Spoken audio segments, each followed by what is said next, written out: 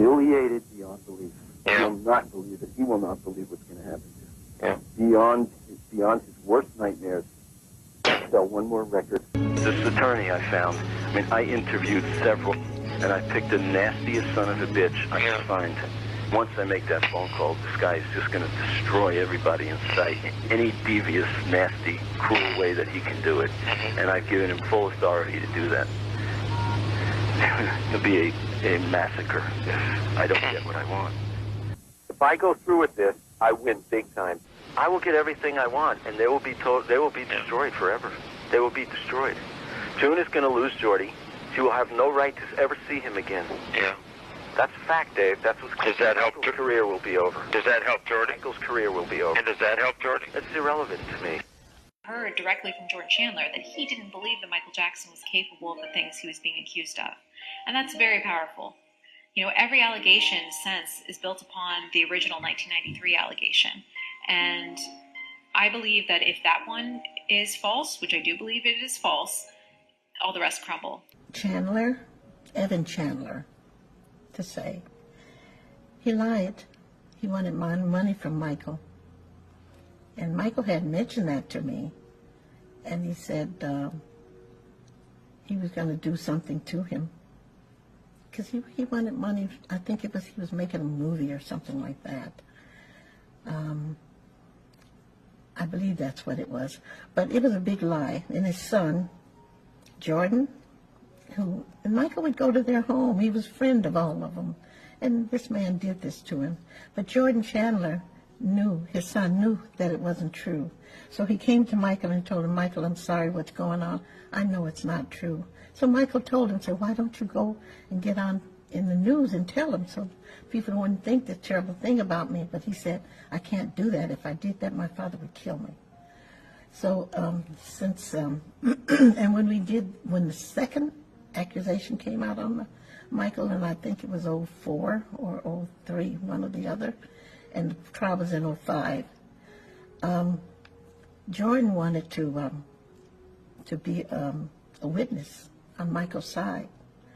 But then a lawyer had told him that if you do that, the insurance company that paid you the money will make you all pay it all back. I didn't feel that George should have been able to pay it back because he was only a child. His father made him do it. But since Michael's been dead, Jordan came. It's been in the papers. I don't know. A lot of people didn't read it because only the small, you know how they do. And he had said that Michael hadn't touched him, hadn't done anything to him, and he just wished he could have let Michael know that he was going public with it before he died. And then I guess about a month or two later, his father committed suicide. And I always felt it was his father's guilt, that he was lived as a rich man after telling a lie on my son, and they're taking all his endorsements away from it. They took everything Michael had away from him because of this lie this man told. And I thought maybe he was ashamed to live any longer. I don't know what it was, but I think it was linked to his son coming out finally and telling the truth. But the thing about it, the news never mentioned it that much, maybe once, maybe, and if you heard it, it was probably late at night. And these people have been living with this lie this man told all the time, and I think the public should have known that it was a lie.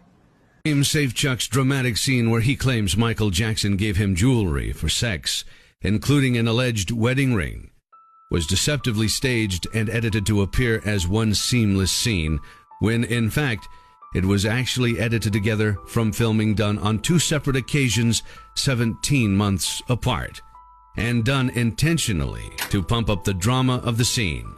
You can tell by looking at his clothes, essentially the same in both shots, except he forgot the undershirt the second time around. And look out the window. Clearly different seasons, with the plants trimmed in one shot, but not the other. Once people pointed out the changes, Dan Reed was forced to admit he went back and rented the same Airbnb to recreate and reshoot the scene nearly a year and a half later. Can viewers trust deceptive editing? The staged sequence at the end of Leaving Neverland, showing Wade Robson burning Michael Jackson items, is misleading to the point of fakery. That's because Robson sold his most valuable Michael Jackson memorabilia in 2011 for nearly $100,000. Needing money, he consigned all items to Julian's auction and tried to remain anonymous. But Julian's auctions wouldn't agree, tweeting, "Wade asked to remain anonymous and said that he did not want anyone to know that it was him selling the items in 2011. But we did not agree to that and listed it as the Wade Robson collection. He consigned multiple items and wanted us to sell all items of his that had value."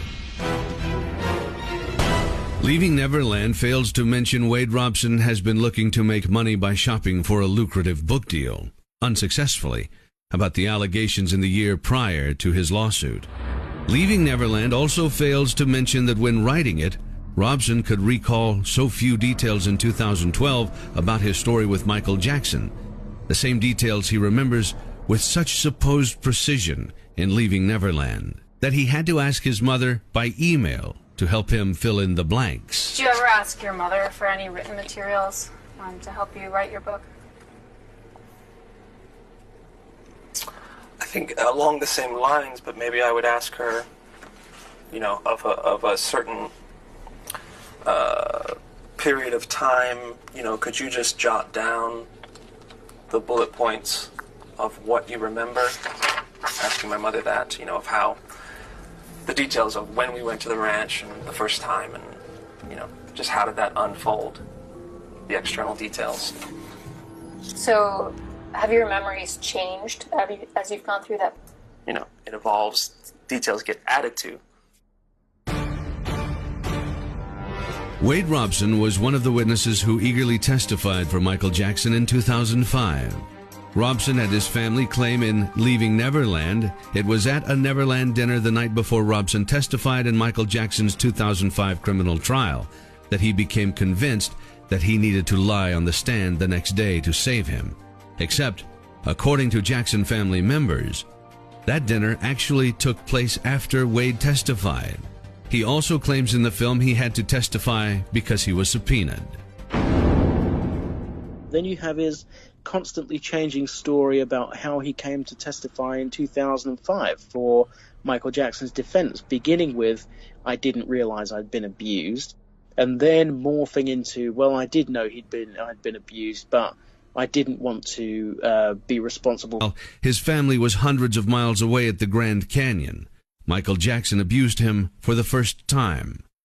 But that's not the story Robson told in his lawsuit against Jackson's companies or in a deposition under penalty of perjury just months before HBO's cameras began rolling.